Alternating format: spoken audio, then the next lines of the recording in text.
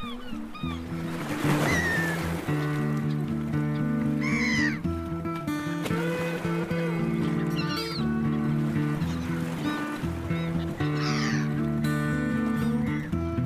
and welcome to the Sea Creatures podcast, a show all about the amazing animals that live beneath the waves.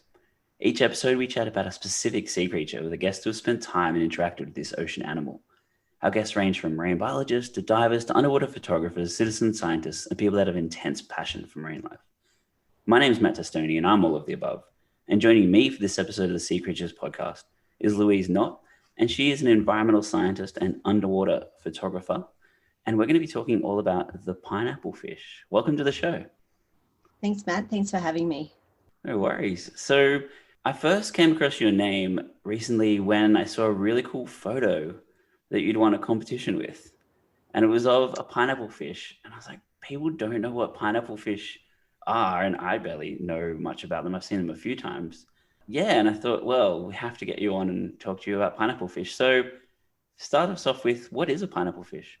All right, so a pineapple fish is a very shy and elusive fish. It's a member of the family Monocentridae, and these family contain only 4 species of fish in the whole world. And luckily, there's one of them that's found around Sydney in some of the most common dive sites, one being Clifton Gardens, which is an iconic dive site in the middle of Sydney Harbour. The species that we have in the harbour is Cladopus gloriamaris, and it's actually monotypic, which means that it's the sole member of its genus. So I think that's pretty cool and pretty exciting. It's a really unique fish that a lot of people don't realize, like you said, actually exists, and it looks quite tropical. Obviously resembles a pineapple, as the name suggests. It's got a brightly yellow colored body. Its scale margins are outlined in black, which form a beautiful pattern similar to that of the pineapple. Those scales are actually very tough, and it actually has another common name other than the pineapple fish, which is the night fish. And so it's, quite a stark fish, especially when you're diving underwater and, you put your torch on it and it just reflects back with these beautiful scales. And so they get up to almost 30 centimeters long, and they kind of hang around in groups. And yeah, as you said, when you shine your light on them, because they're most active at night, it is quite a little bit of a shock, because you're kind of diving along and it's a bit murky in Sydney Harbour and the different places you see them. And then all of a sudden there's this like yellow pineapple swimming past. Exactly. And one of the places that they really love to hang out is in little crevices and under ledges. So in particular, the one at Clifton Gardens, it's under this ledge. It's probably about a 20 centimetre gap above the seafloor. And it's always quite exciting when you shine your torch under there and you can just, into the darkness, you just see this bright yellow reflection back at you. It's always a highlight of the dive is visiting the pineapple fish, which a lot of people around Sydney have named. There's a few names going around. The most common one, I think, is Mr. Pineapple or Mr. Piney. Cannot confirm that it's actually a male. Unfortunately, they are very shy, so it is hard to actually, have a really good, decent look at the fish, but they're always a highlight of the dives. Yeah. And so when did you see your first pineapple fish? What makes you kind of like them enough to go and take a specialty photo of them? Yeah, so I think the first time I saw one was probably 2 years or so ago. And I'd heard about the pineapple fish that was hanging around at Clifton Gardens. They tend to hang in the same location for quite some time. I went down and had a look, and it's just, they are very shy. Sometimes they're not always in that ledge. They'll be out, hunting or feeding, or I guess just visiting the sites around around its habitat. I think just being able to visit the dive sites so regularly and having that interaction where you can, just pop in and see if they're home, it does create a bit of a connection between you and that fish. And the image that you're talking about in particular is something a lot of people, try and photograph this fish having the same kind of images where you've got the black background because it's underneath this ledge, you've got the high contrast with the yellow of its scales. And I just thought that the pattern was quite interesting and I wanted to do something quite different. So I guess being able to be at that dive site numerous times and visiting the same fish, you kind of start to, have a bit of a creative think about different images that you can make, and trying to do something different with the repetitive pattern of the fish was quite exciting, to have a little bit of a swirl around it, softer edges in contrast to the actual scales.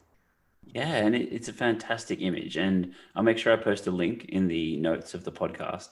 But if anyone hasn't seen it, it's this. So the pineapple fish is this yellow and black as you described, but you've done this amazing kind of swirl, kind of, which really just highlights everything cool about the fish. And so you mentioned like they kind of live under these crevices and like little caves and stuff. But what do pineapple fish eat? So pineapple fish, there's quite a unique way. I guess a lot of other species do this as well, like the anglers and things like that. They tend to feed on small prey such as shrimp or zooplankton. And what they actually do is when they're feeding at night, they have these light organs that are right next to their mouth. So they're on either side of their lower jaw. And what they do is they've got a symbiotic bioluminescent bacteria within those organs that produce a greenish glow. So at night, it's quite dark and you've just got this little bit of a glow that the prey is attracted to. So they actually use that to feed. During the day, that light organ appears an orange or a red color, and it's always quite exciting to see that little light of color amongst the big pattern of the pineapple fish. Yeah. So, and that's such a good parallel to draw because everyone thinks of the deep sea anglerfish and they have this kind of like fishing rod with this glowy bacteria. But pineapple fish actually have it in their cheeks. It seems a lot easier to hunt prey if your bioluminescence is pretty much in your mouth. Have you actually seen them like going around with their bioluminescence? Can you see it at night or is it not strong enough? You can definitely see it. I mean, it's not the strongest light in the ocean. And obviously, when you're doing a night dive, your torch will outshine a lot of that. But when you do turn your torch off, let your eyes adjust and just sit there and watch, you can see a very faint glow. And what the pineapple fish tends to do as well is it tends to do a repetitive lap and it kind of swims around quite slowly in its little loop so that the light is moving around and creates obviously that interest for the shrimp and plankton to get attracted to. Wow. So there's only one usually at Clifton Gardens. Is that correct? Yeah, that's correct, yes. Yeah, there are other dive sites around the New South Wales coastline that I know of that do have pineapple fish. And again, they tend to be in little bays or estuaries, not usually out in the open ocean. So sites like some of the dive sites at Port Stephens in Nelson Bay.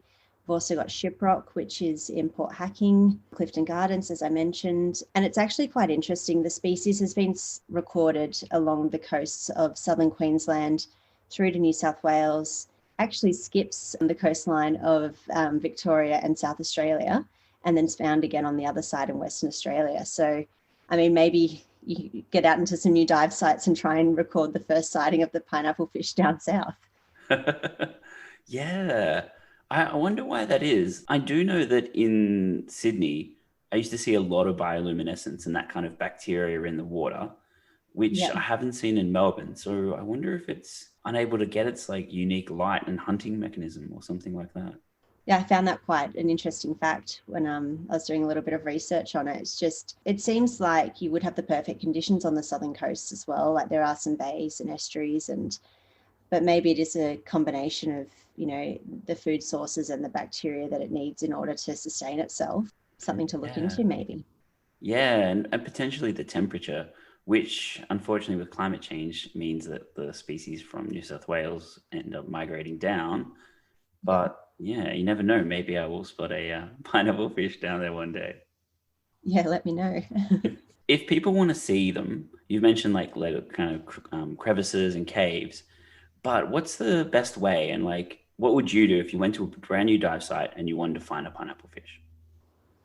So I'd probably take my time. I like to take my time exploring dive sites. Other people, I guess, like to cover as much distance as they can, try and look for the bigger things. But I really find a lot of excitement and joy in looking for the smaller things. So I guess one of the key things when looking for the pineapple fish would just be to take your time in all the little nooks and crannies. They have quite recently as well on that been found at Bear Island, which is another dive site around Sydney. They typically take residents a site for a while, so you'll have repetitive sightings. So it's always good for people to have a look at the dive reports of different dive sites as well, so you can actually have a look at what is being discovered at those sites, go and have a look for yourself. And the key is to just go back and spend time and have a look, and you'll always be rewarded. If it's not a pineapple fish, you'll find something else. So you find your pineapple fish kind of, I mean, anywhere from like 2 meters to like, I think they go down to almost like 250 meters, which is Yeah. crazy. But what would you do to photograph them, or what are some of your photographic tips to get a good pineapple fish photo? Yeah, so I guess one of the things is photographic skills aside, you need to have good buoyancy. A lot of these ones, especially at Clifton Gardens, for example, tend to be in this kind of muckier environments. You need to make sure that you're not disrupting the seabed. That will also cause a lot of havoc in your photographs. As you can imagine, you'll get a lot of backscatter. You also have to make sure, I guess, that you're comfortable getting into those nooks and crannies and setting up your lighting as well to be able to capture that scene. It is usually quite difficult when you do have the obstructions. You've got these little tight spaces, so you need to make sure that you set up your lighting really well, whether it be a video light or you've got your strobes. A lot of people tend to use compact cameras, which are a really good tip for these type of environments. But obviously having a good macro lens or a good camera where you can get into those areas, and patience. This pineapple fish in particular at Clifton Gardens, and a lot of them in general are quite shy. So they tend to kind of turn away from you, or they'll kind of do these laps. And if you just watch their behavior and take some time, then you can usually snap a good shot. Yeah. Do you think the pineapple fish kind of recognizes you after a while? I'd like to think so. Like to know that when, you've got a schedule and you go diving on certain days and at certain times, and, I'd like to think that Mr. Pineapple will be home. Obviously, wild environment, and they've got their minds of but they're definitely very comfortable with divers. A lot of the divers obviously very respectful as well of these creatures, and got to have a positive relationship, and you will get those great experiences from them. Yeah. I wonder if, like, you just mentioned video lights. And I'm often like not a big fan of taking photos of video lights because you don't want to damage the animal's eyes. But I do know that some animals that eat the kind of prey that pineapple fish do, they Yeah. do love a good video light. Have you ever seen them kind of eating off your light? Yeah, definitely at Clifton Gardens again, and some of the other dive sites around Sydney, you tend to get a shrimp cloud, and you just get this cloud, even if it's on your dive torch or your video light or even with your strobes. And you just, at the moment in Sydney, it's particularly problematic when you're trying to take photos, but it is also quite interesting. You get the little anglerfish that we get, and, you'll shine a light on them or near them, and you'll just see this cloud of shrimp, and they'll just start actively feeding on them. And they're, so resourceful, and they'll start using that light to make their lives a lot easier, essentially. Yeah, I wonder if it like, because I know some animals in Sydney Harbour and that area especially get so used to divers that they know they can get a bit of a free feed. And I wonder if you started going at night a lot with certain anglerfish or even certain pineapple fish, if they would see the light from far away and come over to you. Yeah, that's interesting. I haven't actually spent a lot of time at night down at the pineapple fish. I've sometimes gone down there and, gone to observe it. A lot of the time, though, I get caught up with everything else I find on the way to onto the pineapple fish's little home. It's kind of located at the end of the pier at Clifton Gardens. It's a very small dive site, but there is just so much action going on that, I tend to get distracted by everything else on the way to his home to go and visit him. And on that, though, I have heard recent reports that he hasn't been sighted in a while. So I'll have to go down and try and see if I can find my little friend. Hopefully he's still there. I'm just really curious, what are some of the other cool animals that live like that are his or her neighbors? Yeah, so a lot of action at that dive site. There's it's quite interesting for Sydney Harbour. You wouldn't expect, most people when you tell them about Sydney Harbour, they just definitely wouldn't have these amazing sea creatures in mind. And it is always so exciting to bring the attention and the awareness of the beautiful marine life that's living in the harbour. We've got the resident seahorses on the nets, which Matty Smith made quite famous with some of his photography. There's also been some seahorse hotels, which have been installed quite recently. So they're these little kind of frames that are sitting on the sand, and they're providing homes to these little seahorses. So they're probably one of the most iconic species that are at this dive site. There's also a whole range of nudibranchs, new species being discovered actually quite recently by some really keen divers that are really into their super macro. They've had a little Shaun the sheep, which has been one of the highlights recently that's been found at that site. There's quite a few anglerfish. We've got the moray eels, tens of octopus. There's so many of them. I mean, I could, talk on and on and on. Different crab species. There's a whole range of things.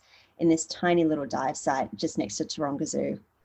Yeah, and I've been there before, and you're right. It's just totally overwhelming. I remember just watching I think it was a blenny, just popping in and out of a dead urchin for the entire dive. I was just transfixed by it. So if you spend that much time down there, it must be amazing.